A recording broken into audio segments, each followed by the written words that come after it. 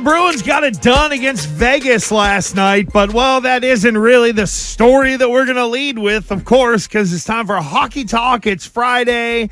It's 11:22 with Gresham Fourier, and that means it's time for our buddy Andrew Raycroft of NESN, and, of course, he's with us here on WEEI as well. Razor, good morning, friend. How are you?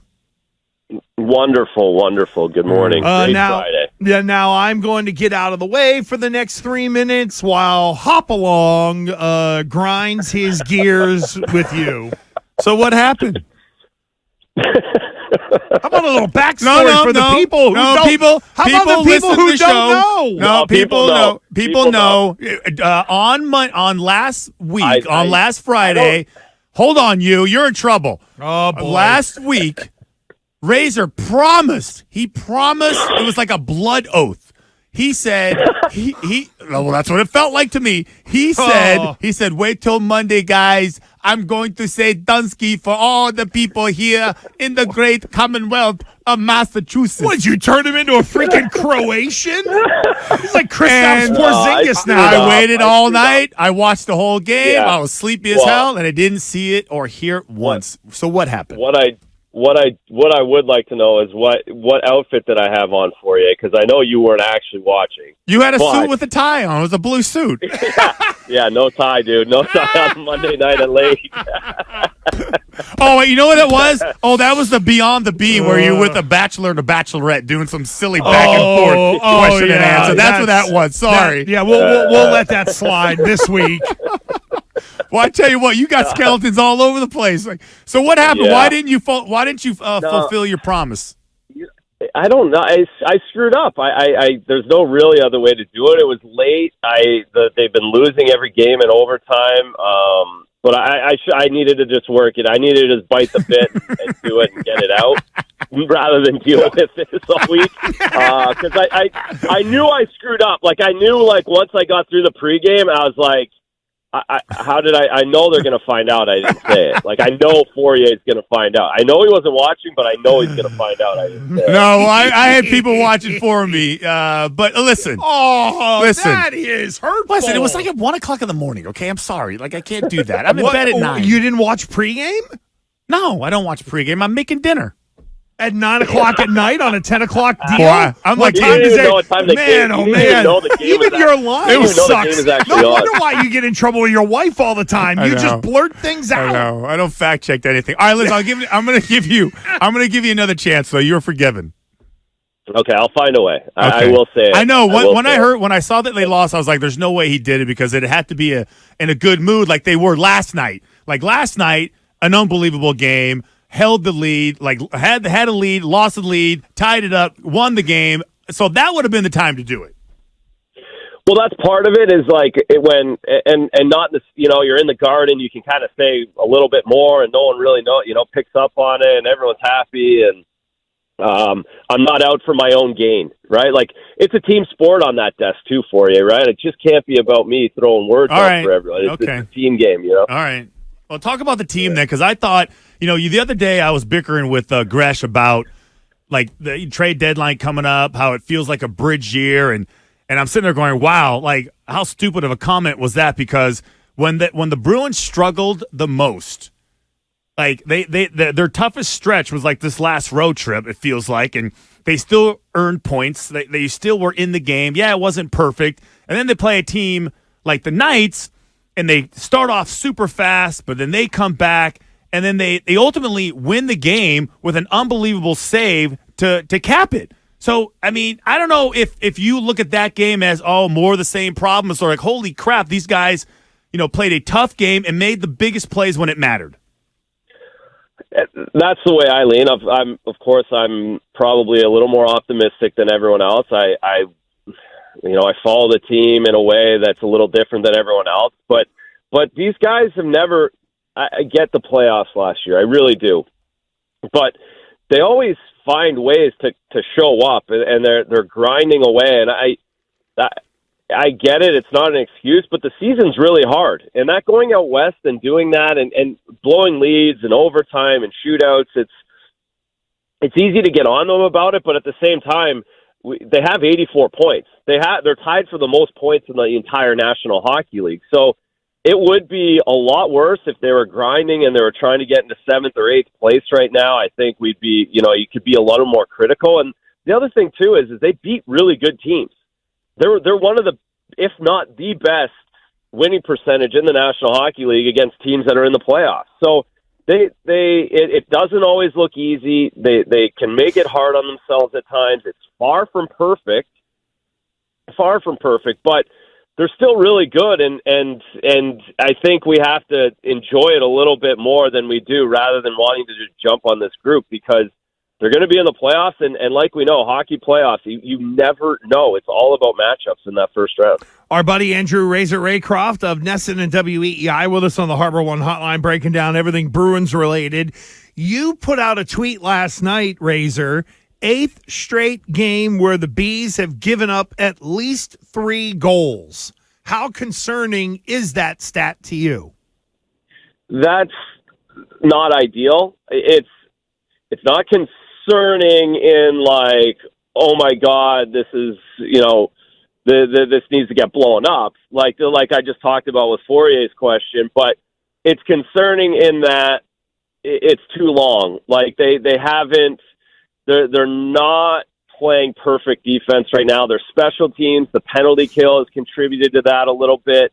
It's just too long, and they have to tighten things back up a little bit here in the next 6 weeks. The good news is it's 6 weeks, and you heard Don Sweeney last night. We've heard Cam Neely. They are looking for defensive help, like every other team in the National Hockey League, but I think that will go a long way. And I also, when you have Hampus Lindholm, I feel like we've really seen how important he is to this group over the last 10 days with him out of the lineup. Like, he's a big deal and a big part of playing defense and shutting other teams down for this group. Razor, so off of the defense and some of the issues that are going on that are sort of leading to this sort of rise in goals given up, if the Bruins could just do one thing defensively that could be the biggest thing to helping them give up less goals, what would it be? What would that tweak be? I love that. Perfect question. Sets me up well, because I've had this thought. I've been, and the big thing is, you watched the game even last night. I wish they would just punt a little bit more. I wish they would keep it simpler. I wish they would just get pucks out of the zone at times. They have an amazing first period. Everything's going perfect, right? Every breakout plays, the rhythm of it, the timing's great. Second period, not so much. And they're still forcing those plays at times and still trying to make that same first period breakout that isn't there anymore, because the teams are being extra aggressive because they're down. There's just not as much room. There's not as much time. And that's what I saw in the playoffs last season, just as much from the Bruins not organizing and making plays, but what the Florida Panthers, what the Vegas Golden Knights did, the entire playoff run was that the high flip and the off the glass at times, and just live to fight another day. And I would wish the Bruins could turn it on and off a little bit more when it comes to simplifying and finding and understanding the 10 or 12 minutes within a game where it's like, you know what, we're punting and we're going to get this puck out and we're going to try and just flip the ice rather than make 3 perfect breakout passes to flip the ice. I just like to see them keep it simple at certain times and not worry about puck possession when necessary. So, Razor, how important was that fourth period, last second save by Swayman last night? Because I'm sitting there going, God, I can't remember, a lot of big time saves like that throughout the year at the end of the game when they were holding on for dear life. And I don't know if I think at times they haven't allowed the goaltender to make that kind of save because they've been so conservative, and they're giving up, like Vancouver, they give up the point shot screen where the goalie can't see it, he can't make a save, or a tip, or a quick rebound play in front. And it's okay to be a little aggressive and allow the goalie to make that save. At times, that's easier for Swayman.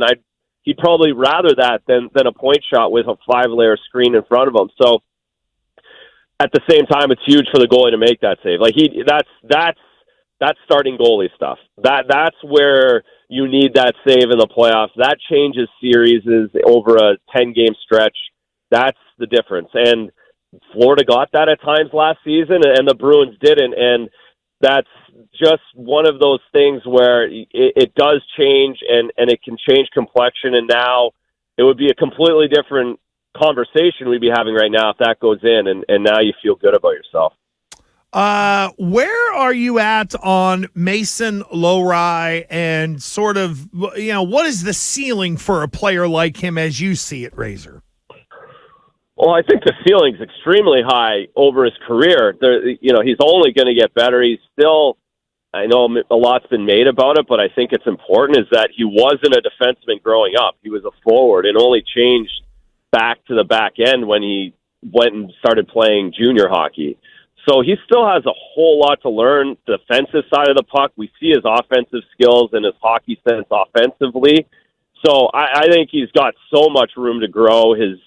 Just even physically, he's going to get bigger. He's going to get stronger. If he can as he learns defense and defensive side of the puck, he's going to be a great defender with that offensive capability. So, sky's the limit really at this point for him. He's done a great job when he's been called upon here, and I would love to see him in a nice supporting role maybe the rest of the season if that's what it is. If they get another guy or two in the back end, then he could be a guy who jumps in and fills a different kind of role in the playoffs.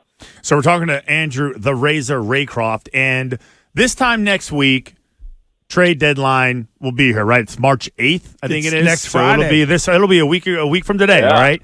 So it's funny, right. I'm listening to like DeBrusk and Grizzly, listen to these guys talking, especially DeBrusk after a couple years ago when he had the whole like, hey, I want to get traded, and they re-sign him, and he's never really comfortable until the trade deadline passes. And I'm curious, like, one, will they make a move, right? That's the generalized question. And if they do, does it mean somebody on their team currently will be gone? That's a tougher question to answer. The first one, they're going to make a move. I think deals have started to come down the pipe. Toronto dealt a four defensemen last night. Dallas got a defenseman yesterday or 2 nights ago. So they're starting to trickle out. I think the dominoes are falling, and deals will start getting made. The Bruins will be in. I'm sure Don's on the phone right now with somebody. He's burning the phone lines up over the last week and over next week. Off the roster is interesting. It feels like you're going to have to move someone off the roster just to get under the cap. Depending on the kind of player you want to bring in or have an option to bring in, you're going to have to lose 1 or 2 players off of your roster to fit that new person under the salary cap. And typically you would expect that to be the expiring contract. It's just easier that way. Now, other teams have jumped in on the last 2 deals to retain salaries, so you're taking draft picks to hold money for that third team. Hopefully the Bruins can get in the mix like that. But so I feel very confident they're making moves. I feel 70% confident that it'll be a guy off the roster that's a pretty important player at this point for the Bruins. All right, so we started with some fun. Let's end with a little fun. And again, I go back to Razor's Twitter because when Derek Forbort was suspended in Seattle on Monday for missing a meeting, Razor put on Twitter, and I quote, "I have this recurring nightmare." All right, so what happened in your past that has now given you the kind of PTSD that you dream about getting suspended like Forbort did? So I never missed a meeting. Never. I made every single one. There was a very, very, very close call in Columbus one morning that this was when I was in Colorado, so there was a time change. Went to the hotel, set the alarm, and actually had a roommate too, which the guy kind of skunked me, in hindsight, and I'll never see this guy again, so it doesn't matter. Like, the guy, he got up really early for breakfast and, like, never checked on me, never called, went to the rink early, didn't think anything of it. Kind of a bad teammate, and I was PO'd about it at the time, but fortunately, so I missed the bus to the rink, but I got up early enough to get a cab, get to the rink, and I acted like I was there the whole time. Like I just acted like I was in the rink, and I was like, "Oh, I saw my buddy down the hall. I was talking to him that long. That's why I didn't take my suit off yet." And only the PR guy saw me and knew that I was late. He never said anything, and I got away with being a little late. But no meetings missed, no fines, no days missed. But I do think about it a lot now when I have those dreams. That's like I can't put my equipment on fast enough to get out for warm up. I have that dream a lot. I say, like, I saw that tweet also, and I had to chuckle myself because I don't think I've ever been more panicked as when my alarm didn't go off for a meeting, and I realized I had like 10 minutes to get downstairs to get into the meeting before they locked everybody out, Razor, and the goddamn elevator took at least. It's like I would have made it because I was only late once, Razor, once when I was a rookie. And I blame the elevator. I blame the elevator for it because if the stupid lady wouldn't have pressed all the damn buttons, I wouldn't have to stop and I would have made it in. But that is that's an interesting mindset that you actually are very aware of being late, and it literally drives you crazy. Oh, it is the worst feeling in the world. Like I can't imagine how Forbert felt when he woke up and realized like that. When you look at your clock and you wake up and you miss that alarm for pro hockey or pro sports meetings, I'm sure it's the same in 9 to 5 life when you have a big meeting or whatever, but it's a daily nervous wreck. And there's, right, guys, the same thing. There's a bus to get, there's a meeting to get. Like there's 5 or 6 things a day when you're on the road that you have to get to on time. And I feel like you're like a little squirrel. Like you're always on edge, wondering if you're late or getting on time. I always felt that. Yeah, we definitely are here at WEEI worry about not getting into meetings on time. Ken Laird is, boy, you get a Ken Laird tongue lashing. Good grief. You'd rather get yelled at by Bill Belichick for crying out loud than show up late to a Ken Laird meeting. See, I would say the one key about being late too, Razor, like if you know you're going to be late, instead of going into the room while the meeting is going on and then everybody turns their head real quick and they recognize it's like you. When you have to open the door. Yeah, you got to open the door. It's real quiet. Man. The key is just not to go into the room. Yep. What do you mean? Like, you don't even go, like, once you realize, once the doors are closed, don't knock on it, don't try to come in, because to Razor's point, they may just think you're there. And as they all exit the room, like, you could just be like, oh, hey, what's up, man? That was crazy. Drinking some water, whatever. Like, why wouldn't you but why wouldn't you kind of, like, bust in the room and almost be like, oh, sorry, I was in the bathroom, like you're zipping your zipper that's another up or one. something The like bathroom, that, I was in the bathroom is another one. Yeah. Because at the Patriots, they used to have, like, they changed it to digital. They changed all the clocks to digital. So nobody literally had an excuse for being late. Because, I couldn't tell what time it was. Oh, the clock stopped. No, dude, it's digital, dude. Like, every second is accounted for. Oh, man. Yeah, I'm with you. You just don't bother going in. Hopefully they don't see you, and then just wait and kind of mingle and get back in with the group, because deny and act surprised. That's always the motto. Well, I'm sure that whenever you're doing Morning Brew with Jaffe, that Jaffe is the one that slows everything down on the production of that broadcast, because you're going to be on time. Or Bachelor in Paradise, with like your bachelor buddies. Yeah. Wait till I let you hear this. Oh, we got one good. Next week we're going to be playing this as an intro. It's trade. It'll be trade deadline next Friday. Fourier will threaten you again, Razor, with the I'm going to do something to the Open, and then I'm going to forget about it in 10 minutes when the pizza gets here. Oh man, yeah, he doesn't need to worry. He knows I'm going to forget. Razor, thank you. Yeah, you have nothing to worry about. You have nothing to worry about until I write it down, and then we'll get something done. Because then on Thursday we'll be like, oh damn, Nick, fix this for us. Razor, thank you, buddy. Well, have a great weekend. We'll talk to you soon. All right, guys. Enjoy. Thank you. There goes Andrew Razor Raycroft. You had to just get on him for Dunsky.